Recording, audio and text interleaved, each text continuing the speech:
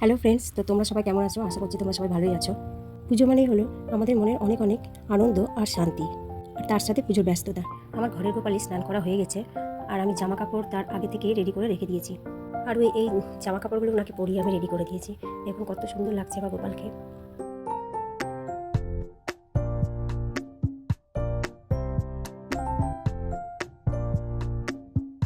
এবারে আমি এখানে ভগবানের আসনের একটু ব্যবস্থা করে নেব। দেখুন আমি দেওয়ালটাকে আমি একটি পেপার দিয়ে কভার করে দিয়েছি। আর ওনার আসন এখানে খুব সুন্দর করে আসন পেতে রাধাকৃষ্ণ, ছোট্ট গোপাল আর জগন্নাথকে এখানে আমি আসনে বসিয়েছি। জায়গাটিকে আমি একটু ফুল দিয়ে সাজিয়ে নিয়েছি, আর রাধাকৃষ্ণকে আমি ওড়না দিয়ে সাজিয়ে দিলাম। ঠাকুরের কাজ করলে বা ঠাকুরের পুজো করলে মনে একটা আলাদা রকম শান্তি আসে, আমাদেরকে অনেক রকম বাজে চিন্তা থেকেও দূরে রাখে। তো দেখুন আমি এখানে গোপালের আসনটি সাজিয়ে নিলাম। এবারে আমি একটু ঠাকুরের ভোগের আয়োজন করব। দেখুন এখানে সিমুই রান্না করছি আমি।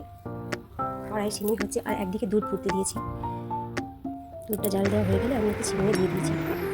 আমার সিমুইটাও রেডি হয়ে এসেছে। এবারে আমি কড়াইয়ে একটু ঘি দিয়ে দিলাম। এবারে এটাকে আমি সুজি রান্না করবো। সুজি আর পায়েসটা তাড়াতাড়ি হয়ে যায় বলে আমি এগুলোকে আগে করে দিয়েছি। এরপর আমি মালপোয়ার ব্যাটারটা বানিয়ে নেব সুজি হতে হতে। তো আমার সুজিটাও রেডি হয়ে গেছে, আর আমি কড়াই দিয়ে দিয়েছি তেল, আর আমার তেলটি গরম হচ্ছে, আর আমার এখানে ব্যাটারটিও রেডি হয়ে গেছে মালপোয়ার জন্য।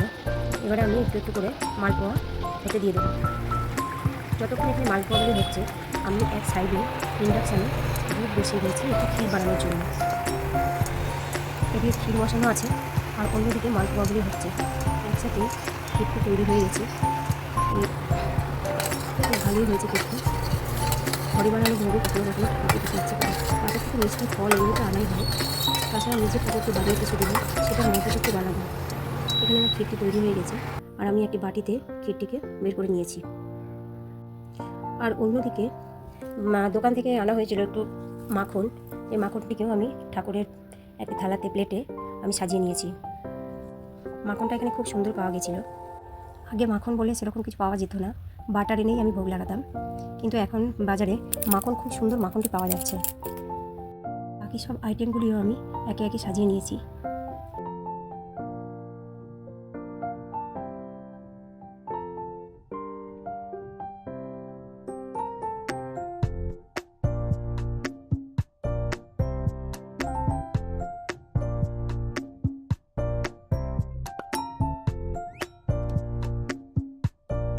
তো আমার পুজো করা হয়ে গেছে, আর আমি রাতে সঙ্গে সঙ্গে বাসনগুলো ধুয়ে রেখে দিয়েছি। দেখুন এখানে।